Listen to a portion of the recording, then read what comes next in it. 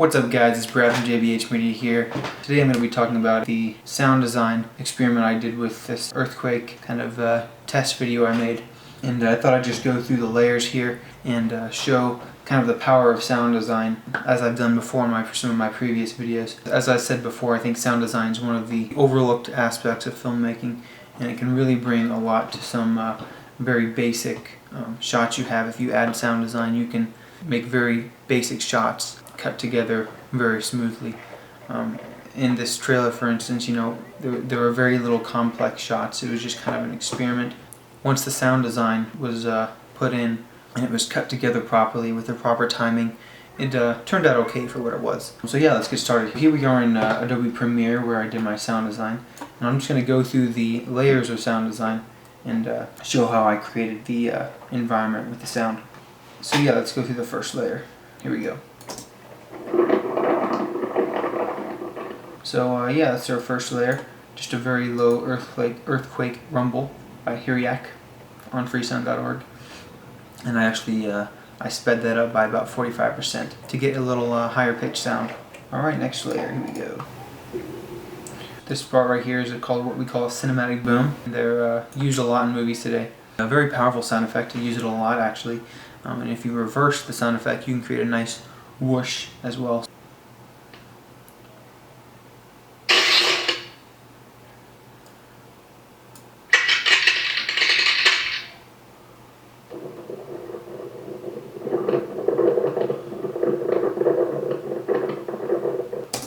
Okay, so what we have here is we have just a very basic electric sparks sound effect, which is kind of interesting.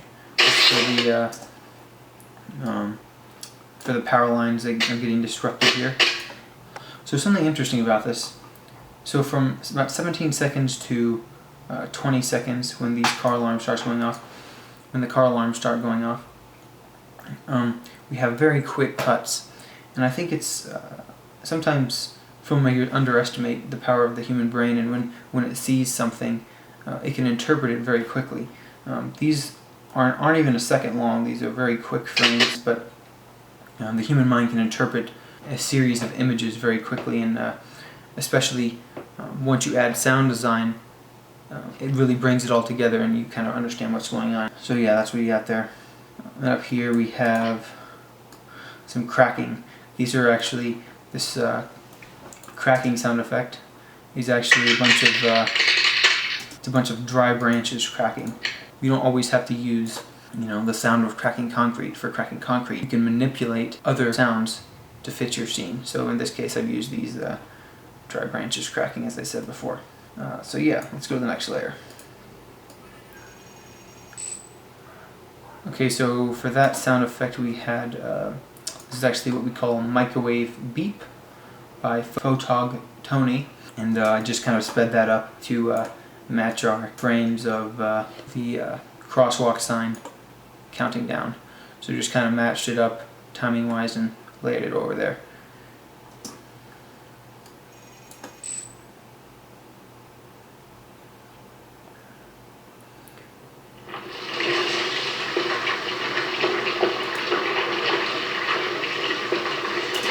Okay, so obviously here we have this soil cracking sound effect, which by itself obviously wouldn't sound very good, but it kind of brings everything together.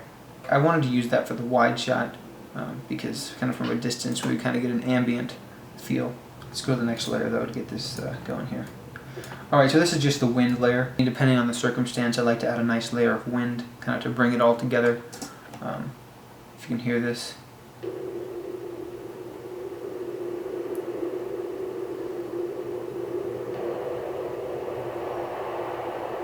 So that's what that sounds like. You might find that wind sound is helpful in bringing everything together in the final cut, so everything feels a little bit more organic. This next layer is, let's see here. That's just, generic cracking sound effect. It's called Bad Breaks, Crunch, and Snap. You could use this for a variety of things. You could use it for, a fight scene or something where someone gets hit or their arm gets broken or something like that. In this case, I use it for a crack in our hill. All right, this next layer is another dry branches cracking sound effect. So I use that to blend in this crunch sound effect that we had on the previous layer.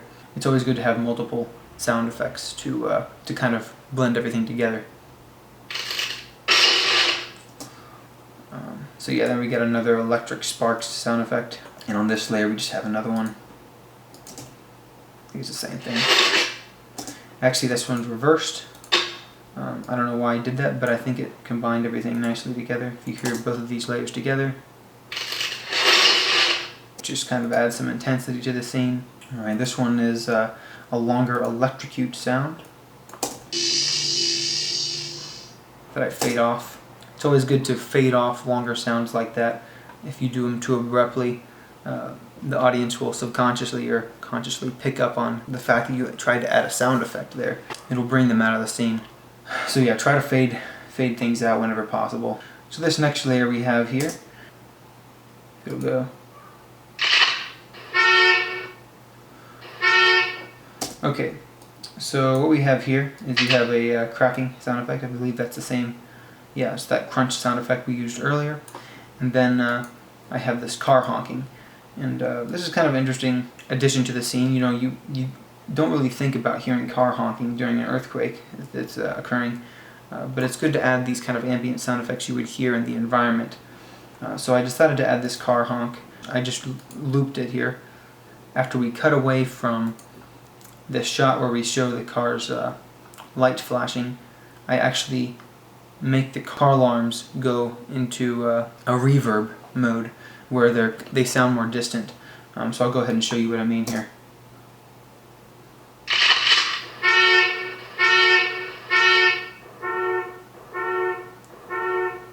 So as you can see, I added a reverb sound effect to these final three here. Actually no, sorry, not a reverb, a low pass.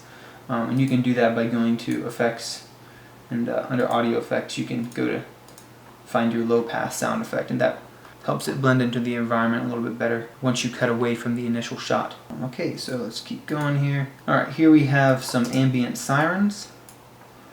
This kind of brings it into the environment a little bit more. It's in a city. Then I fade those out. So yeah, that was our final sound design layer, and here's the final layer is just our fault line sound track by Ben Cortez. You can find his channel in the link in the description. Once the earthquake really gets intense, I leave the sirens in, and then I have some low rumbles in the background, but I pretty much just let the music take over and then conclude the scene once the earthquake really gets intense. So yeah, anyway, that's it guys. Be sure to like this video if you thought it was helpful.